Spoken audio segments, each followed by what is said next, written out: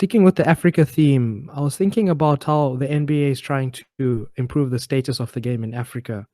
I think they've noticed that a lot of African countries have a lot of naturally athletic people as well as very tall, and that's like the be all and end all to get into the NBA. You just need to develop the skills and a bit of a soft touch on the shot, and you can get in that way.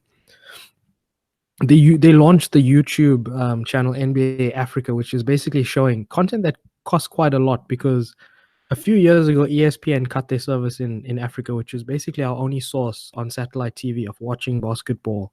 And then people like me, who are huge basketball fans, were forced to switch to NBA League Pass, which is like between 12 and 24 rand per game if you're just going to watch games here and there. So what they obviously saw the uptake on that was very, very little. I mean, DSTV tried to have it 1 year, but it obviously just cost too much for them. So NBA took it into their own hands and launched a YouTube channel where they basically live stream the games, and it's Africa locked. So I think they'd have more than like a couple 100,000 live streamers if they ever allow that to be live in America. But in Africa, I think I was watching one of the games live very early one morning. I think it's about 2 or 3 thousand people in the whole continent that would actually access that kind of content. But I think that's mainly the time difference.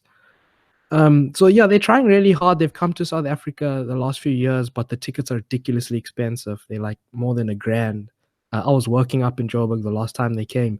They do come with prime talent, and even though they're from African descent, they really, really do play like NBA players, the best in the league, pretty much, dunking, doing all sorts of stuff. But yeah, the ticket prices are just too expensive. So they've got some things on the head, some things off. But if we just look at the last season in NBA has like been some of the most exciting stuff we've seen because LeBron James, basically, whichever team he goes to in the last 10 years, basically got to the final. Made 9 consecutive finals. No matter which team he was on, that team got to the final. This is the first year in like many years his team didn't even get to the playoffs. So it's been a whole lot of new faces and new characters. And if you look at what eventually happened, I mean, if you do watch basketball, I don't have to explain it to you, but it's been a terrific story for Toronto. I mean, that country basically invented basketball, Canada, and they managed to lift the chip. So well done to them. People who know it's mainly down to one man's success, Kawhi Leonard.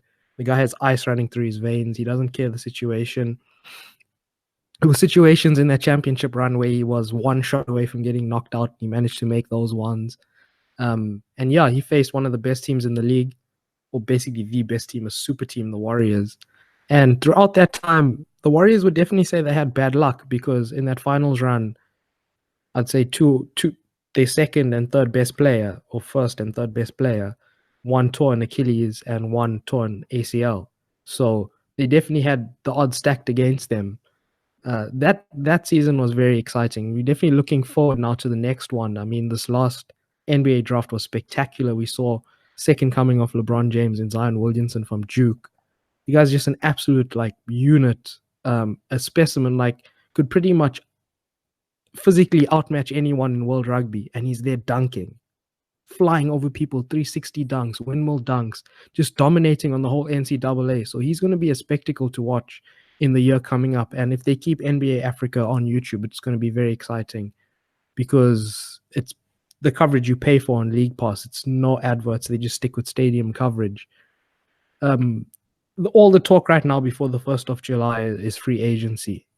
I think this is the most, they call them max players. If you watch our episode on salary cap, you know what that is. It's a player that demands the most money in terms of how much they can get paid. I think this year they have like a whole handful, like maybe 8 or 9 players that are not belonging to any teams. They've come out of contracts. So everyone's just clamoring for these players. I mean, free agency talks just been ridiculous over the last few days on ESPN and YouTube. No one knows where anyone's going, and the whole league's up for grabs, basically. Because as you may realize, with the torn ACL, you're out for 6 months. Torn Achilles, you're out for more than a year. So there's no more super team dominating the league. And you got these exciting rookies coming in. And lastly, I just wanted to speak about someone who was drafted quite late. His father played in the NBA. His father's originally from South Sudan. Well, there was Sudan at the time. And that man's grandfather was a tribal leader, very well-known man in South Sudan, who was 7'10" in his tribe. Yeah, so this kid is coming from like very storied lineage and incredibly insane genetics. And his dad was a man by the name of Manute Bol. He sort of looks like a stick insect, but that's beside the point. Like very stark looking stick insect individual. And he just blocked the hell out of everyone in the league. He averaged like 3 blocks a game. You could not shoot against him.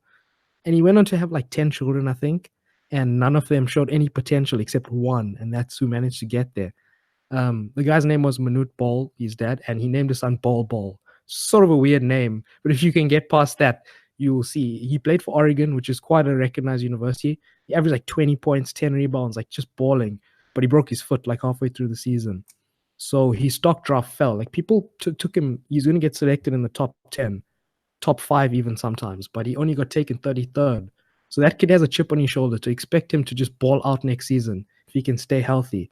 And yeah, just like South Africa and Africa in general needs to do better for allowing coverage of these things, because if people are athletic and they have the talent, who knows what kind of South Africa doesn't really have tall individuals though, Darren. But if you look at Africans in general, like I know Nigerians are very tall, Sudanese are obviously very tall, and obviously the athleticism is there to be seen with our soccer players. So I think they could go on to dominate the league, Darren, like Congolese even.